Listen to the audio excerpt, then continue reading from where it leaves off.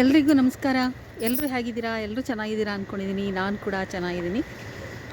ಇವತ್ತು ನಾನು ಅಮ್ಮನ ಮನೆಗೆ ಬಂದಿದ್ದೆ ಹೇಳ್ಕೊಡೋಣ ಅಂತ ಹೇಳಿ. ನಿನ್ನೆ ತಾನೇ ನಿಟ್ಟೂರೆಲ್ಲ ಮುಗಿಸ್ಕೊಂಡು ಅಮ್ಮನ ಮನೆಗೆ ಹಾಗೆ ಬಂದ್ವಿ. ಇಲ್ಲೇ ಎಲ್ಲ ಹೇಳ್ಕೊಟ್ಬಿಟ್ಟು ಹೋಗೋಣ ಅಂತ. ಅಮ್ಮನ ಮನೆಯಲ್ಲೆಲ್ಲ ಗಿಡಗಳೆಲ್ಲ ಚೆನ್ನಾಗಿ ಹಾಕ್ಕೊಂಡಿದ್ದಾರೆ. ಅದಕ್ಕೆಲ್ಲನೂ ನಿಮಗೆ ತೋರಿಸೋಣ ಅಂತ ಹೇಳಿ ಬಂದಿದ್ದೀನಿ. ನೋಡಿ, ಕಾಣಿಸ್ತಾ ಇರ್ಬೋದು ಅನಿಸುತ್ತೆ ನಿಮಗೆ.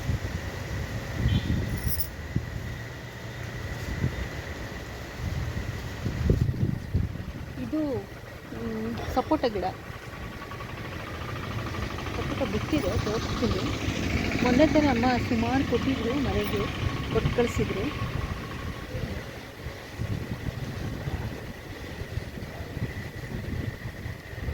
ಸಪೋಟ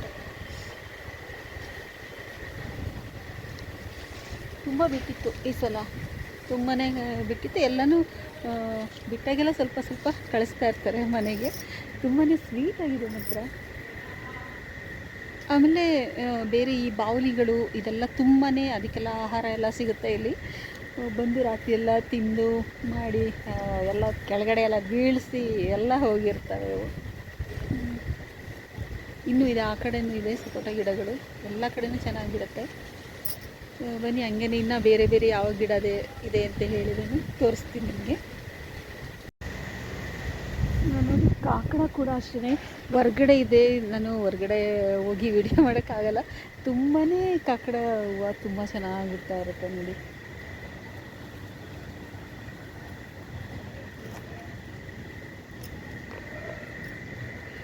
ಕಾಕಡ ಹೂವನ್ನಷ್ಟೇ ತುಂಬಾ ಚೆನ್ನಾಗಿ ಬಿಡುತ್ತೆ. ಇಲ್ಲೊಂದು ದಾಸವಾಳ ಗಿಡ ಕೂಡ ಇದೆ. ದಾಸವಾಳ ಗಿಡ ಇದೊಂದೇ ಎಲ್ಲ, ಸುಮಾರು ಹಾಕ್ಕೊಂಡಿದ್ದಾರೆ. ಆ ಕಡೆ ಈ ಕಡೆ ಎಲ್ಲೆಲ್ಲಿ ತುಂಬಾ ಪ್ಲೇಸ್ ಇದೆ, ಎಲ್ಲ ಕಡೆಯೂ ಹಾಕ್ಕೊಂಡಿದ್ದಾರೆ. ತುಂಬಾ ಹೂವುಗಳು ಬಿಡುತ್ತೆ. ಬೆಳಗ್ಗೆ ಹೊತ್ತು ದೇವ್ರ ಪೂಜೆಗೆ ಎಲ್ಲೂ ಹೂವನ್ನ ಅವರು ತಂದ್ಕೊಳ್ಳೋ ಹಾಗೆ ಇಲ್ಲ. ಈ ದಾಸವಾಳ ಇರುತ್ತೆ, ಇಲ್ಲಾಂದರೆ ಕಾಕಡ ಹೂವು ಇರುತ್ತೆ, ಎಲ್ಲನೂ ಪೂಜೆಗೆ ಬಳಸ್ಕೊಳ್ತಾರೆ. ನೋಡಿ, ಮನೆ ಹತ್ರ ಈ ಥರ ಗಿಡಗಳನ್ನ ಹಾಕ್ಕೊಳ್ಳೋದು ತುಂಬಾ ಒಳ್ಳೆಯದು. ಗಿಡಗಳಿದ್ದಷ್ಟು ಆಮ್ಲಜನಕ ಹೆಚ್ಚಾಗಿ ಬರ್ತಾ ಇರುತ್ತೆ. ಅಷ್ಟೇ ಅಲ್ಲ, ಒಂದು ಖುಷಿ ಇರುತ್ತೆ. ನಮ್ಮನೇಲಿ ನಾವು ಗಿಡವನ್ನು ಬೆಳೆದು ಅಲ್ಲಿಂದ ಹೂವನ್ನು ತೆಗೆದು ನಾವು ದೇವ್ರಿಗಿಟ್ಟಾಗ ಅದು ನಮಗೆ ಬಹಳನೇ ಖುಷಿ ಕೊಡುತ್ತೆ. ನೋಡಿ, ಮಾವಿನ ಮರ ಕಾಣ್ತಾ ಇದೆಯಲ್ಲ,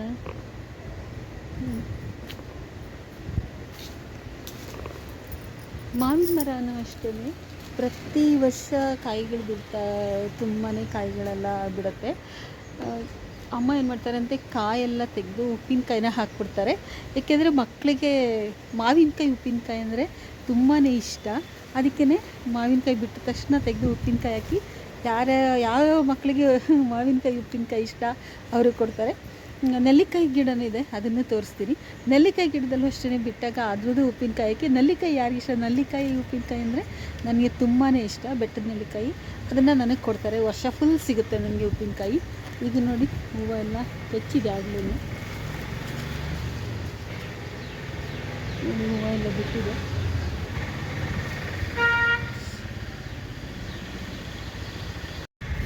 ನೋಡಿ, ಕರ್ಬೇವಿನ ಸೊಪ್ಪು,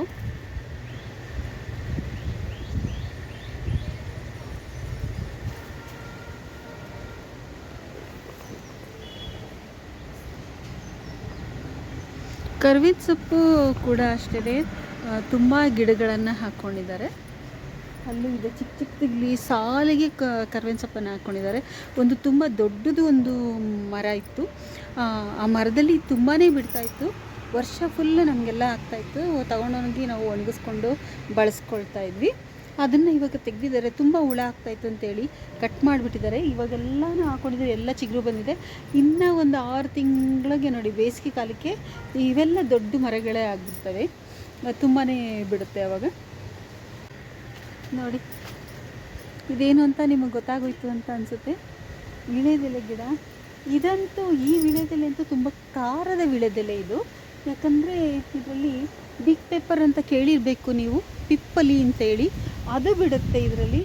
ಅದರಿಂದ ನನಗೆ ಇಲ್ಲಿ ಬಂದಾಗೆಲ್ಲ ಒಂದು ಪೆಪ್ಪರನ್ನು ನಾನು ತಗೊಂಡು ತಿಂತೇನೆ. ಕೆಮ್ಮು ನೆಗಡಿ ಎಲ್ಲ ಅದರಲ್ಲಿ ಕಡಿಮೆ ಆಗುತ್ತೆ. ಆ ಥರ ಒಂದು ವೀಳ್ಯದೆಲೆ ಗಿಡ ಇದು. ಎಲ್ಲರೂ ಬಿಟ್ಟಿರಿ ಅಂತ ನೋಡ್ತೀನಿ, ತಡೀರಿ, ನಾನು ನಿಮಗೆ ಅದನ್ನು ತೋರಿಸ್ತೀನಿ, ಪರಿಚಯ ಮಾಡಿಸ್ತೀನಿ. ಬಿಟ್ಟಿದೆ. ಕಾಣಿಸ್ತಾ ಇದೆ ಅಂತ ಅಂದ್ಕೊಂಡಿದ್ದೀನಿ. ನೋಡಿ, ಬಿಗ್ ಪೆಪ್ಪರ್ ಕಾಣಿಸ್ತಿದ್ಯಾ? ನೋಡಿ ಬಿಟ್ಟಿದೆ. ನಾನೇನಿಲ್ಲ, ಇದನ್ನು ಹಾಗೆ ತಗೊಂಡು ಹೀಗೆ ಇಟ್ಕೊಂಡು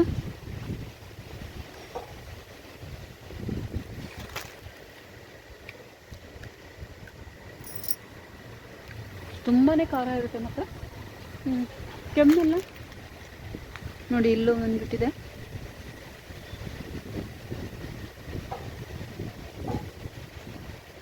ಬಿಗ್ ಪೆಪ್ಪರ್.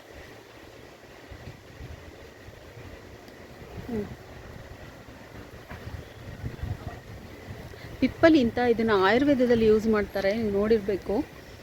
ಇದು 2 ತಿಂದರೆ ಸಾಕು, ಕೆಮ್ಮೆಲ್ಲ ಹೊಟ್ಟೋಗ್ಬಿಡುತ್ತೆ. ಇದು ಧೂಳು ಇರುತ್ತೆ, ತೊಳ್ಕೊಂಡು ತಿನ್ನಬೇಕು, ಹಾಗೆ ತಿನ್ನಬಾರ್ದು. ನಾನೇನು ಮಾಡ್ತೀನಿ, ಬಂದರೆ ಈ ಥರ ವಾಶ್ ಮಾಡ್ಕೊಂಡು ತಿಂತಾ ಇರ್ತೀನಿ.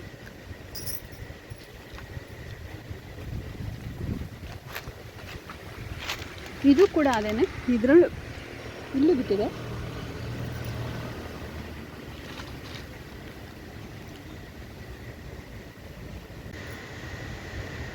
ಇದು ಯಾವುದಂದರೆ ನೇರಳೆ ಹಣ್ಣಿನ ಮರ. ನೇರಳೆ ಹಣ್ಣಿನ ಕಾಲದಲ್ಲಿ ತುಂಬ ಹಣ್ಣುಗಳನ್ನು ಕೊಡುತ್ತೆ ನಮಗೆ, ರಾಶಿ ಹಣ್ಣುಗಳನ್ನು ಕೊಡುತ್ತೆ. ಬಹಳಷ್ಟು ಜನ ಓಡಾಡೋರು, ಇಲ್ಲಿ ಯಾರ್ಯಾರು ಈ ರೋಡಲ್ಲಿ ಓಡಾಡ್ತಾ ಇರ್ತಾರೆ ಎಲ್ಲ ಇಸ್ಕೊಂಡು ಹೋಗ್ತಾರೆ. ನಾನಂತೂ ಹಣ್ಣು ಮುಗಿಯೋವರೆಗೂ ಬರ್ತೀನಿ ಹೋಗ್ತೀನಿ, ಬರೋದು ಹಣ್ಣು ತಗೊಳ್ಳೋದು, ತಿನ್ನೋದು, ಹೋಗ್ತಾ ಇರೋದು. ನನಗೇನು ಇಷ್ಟ ಅಂದರೆ ಮರದಲ್ಲಿ ಇರೋಂಗಿಲ್ಲ. ಇನ್ನೂ ಇದೆಲ್ಲ ಕೆಳಗಡೆ ಬರುತ್ತೆ, ಕೊಂಬೆ ಎಲ್ಲ ಕೆಳಗಡೆ ಬರುತ್ತೆ ಸ್ವಲ್ಪ ಅಷ್ಟೊತ್ತಿಗೆ, ನೆಕ್ಸ್ಟ್ ಹಣ್ಣು ಬಿಡೋ ಅಷ್ಟೊತ್ತಿಗೆ. ನಾನು ಅಲ್ಲೇ ಕಿತ್ಕೊಂಡು ತಿನ್ನೋದಕ್ಕೆ ತುಂಬಾ ಇಷ್ಟ ನನಗೆ. ನೋಡಿ, ಈ ಥರ ಎಲ್ಲ ಮರ ಗಿಡಗಳನ್ನ ಹಾಕ್ಕೊಂಡ್ರೆ ಮನೆ ಹತ್ರ ತುಂಬಾ ಒಳ್ಳೆಯದು. ಅದರಿಂದ ಪ್ರಯೋಜನ ಕೂಡ ಇರುತ್ತೆ, ಒಳ್ಳೆಯ ಗಾಳಿ ಕೂಡ ಬರುತ್ತೆ. ಪ್ರಕೃತಿ ತುಂಬಾ ವಾತಾವರಣವನ್ನು ಶುಚಿಯಾಗಿ ಇಡುತ್ತೆ.